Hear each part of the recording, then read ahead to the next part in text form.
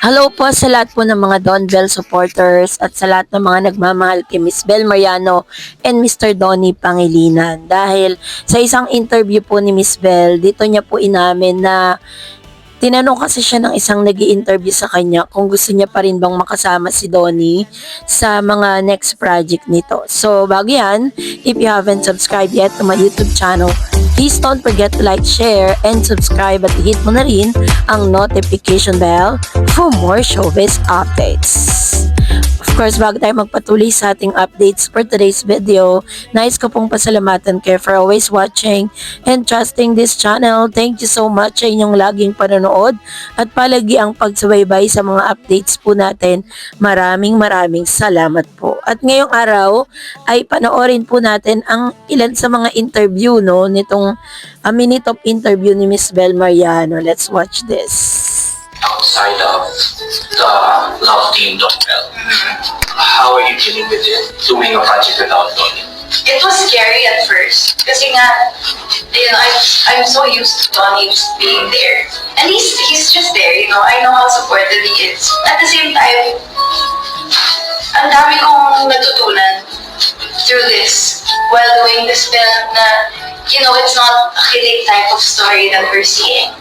There's so much maturity in knowing the emotions that my character will tackle. So there's also excessive excitement because I've never, done this before. But there's fear, but, we're both vocal about it that as long as we both grow, whether that's separately or together. You open to do more projects without Donnie? I mean, as long as we're gonna grow, really, as long as we're gonna grow, he's very supportive of it, and I'm very supportive. He's doing Roha now. Yes. Yeah, and panoorin niyo po yan, guys, Roha. Yeah, as long as we both grow, and we just really both want to know more about the industry, know more about acting and their craft. Growth is really important. Yes. And exploring and reaching your full potential. As an artist, the love also for our parents. So as a daughter yourself, yung parang message mo to mga kabataan na walang masyadong importansya sa relationship with their parents. Does it just focus with the message? According to Miss Bel Mariano, is natanong po kasi siya kung willing pa rin ba siya na gumawa ng proyekto without Donnie Pangilinan. Actually, hindi niya po sinagot yun ng yes. Ang sabi niya lang po, as long as na ito po yung isa sa mga makakatulong sa kanila to grow personally and sa kanilang karera, So, ibig sabihin, bago pa man po sila magkaroon ng tinatawag na solo era, nagkaunawaan na po sila ni Donnie na talagang gagawin nila ito na 100% na parang na talagang sila po ay uma-agree dito po sa idea na sila po nga ay magkahiwalay na magtatrabaho sa isang project na malayo doon po sa iniisip ng ilan. Marami kasi mga tsekadora na parang sinasabi nila na kaya daw pinaghiwalay kasi nga daw meron na raw third party or whatever, meron na daw other party itong si Mr. Donnie Pangilinan. Kaya po talagang nag-decide na po na magkaroon sila ng solo era. So dito po sa interview na to, pinapaliwanag po dito, pinapakita dito or hindi man direkta sinagot ni Miss Bel Mariano yung mga tanong na ito, pero pinapakita lang dito na meron talaga silang malalim na understanding pagdating po dun sa kanilang naging desisyon na magkaroon po sila ng mga solo era project. So sa mga interview naman ni Miss Bel, lagi namang natatanong si Mr. Donnie kamusta yung kanilang relationship at lagi lang naman nilang sagot is talagang okay yung kanilang relationship.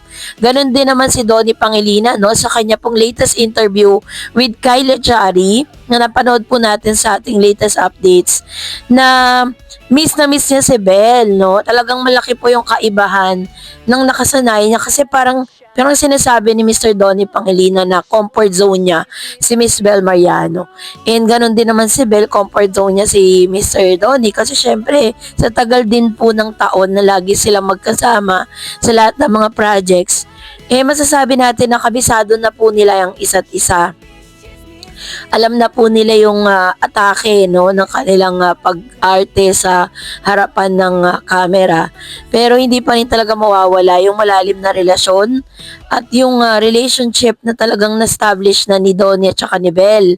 No, kahit ano pa pong mga sira at kahit ano pa pong mga intriga na ipukol sa kanila ng mga netizen or ng ilang mga bashers, ay hindi po masisira yung kanilang relationship. Actually, ang dami pong mga kumuda, 'di ba? Ang dami mga nagbigay ng mga pambabash dito kay Donnie na ginagamit daw si Belle sa kanyang promotion ng movie, 'di ba? Ganun din naman si Belle sa mga interview niya po while she was parang yung pagpo-promote ng kanilang movie, nababanggit din naman niya si Donnie, pero it doesn't mean na nagagamitan na silang dalawa. Kasi syempre pag po naisip niyo si Donnie, lagi pong or pag naisip niyo si Donnie, maiisip niyo lagi si Belle. Ganon din naman si Belle. Kapag si Belle po yung topic, lagi pong connected yan kay Donnie Pangilinan.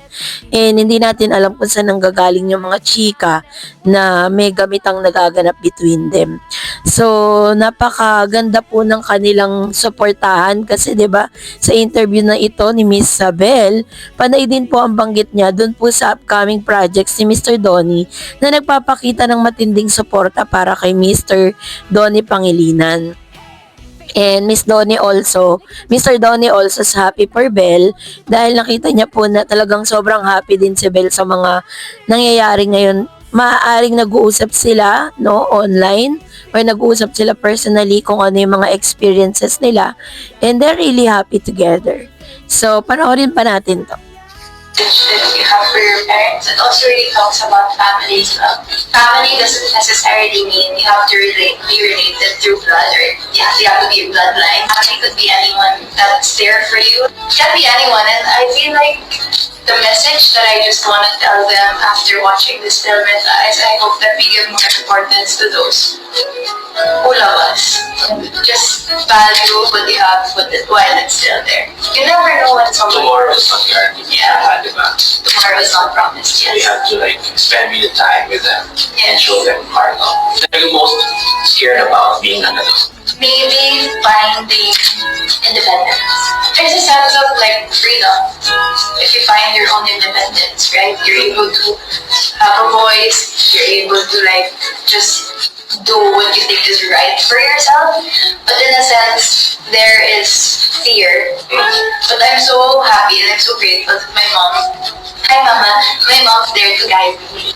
Guidance, pero Guidance pa rin talaga. Sinabi ko na rin po to before, but I feel like entering adulthood is freedom with guidance. There's fear, pero I feel like getting out of your comfort zone and getting out of the box, there's growth.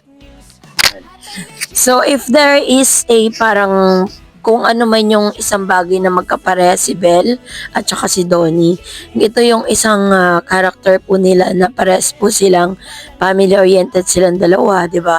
Kung gaano kamahal ni Donnie yung kanyang family, ganon din si Belle. And doon sila talaga nagkakaroon ng similarities when it comes to dun po sa kanilang mga qualities. Dito po pinakita ni Belle Mariano na talagang sobrang inspired po siya.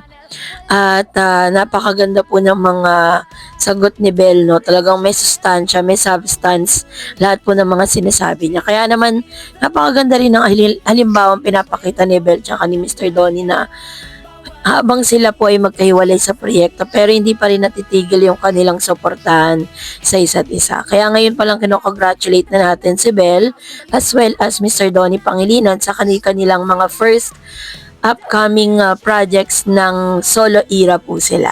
So, supportahan po natin sila. So, that's it for today. For more videos and updates, please don't forget to like and subscribe. And please don't forget to follow my Facebook page, DarEds TV, and DarEds channel. God bless everyone!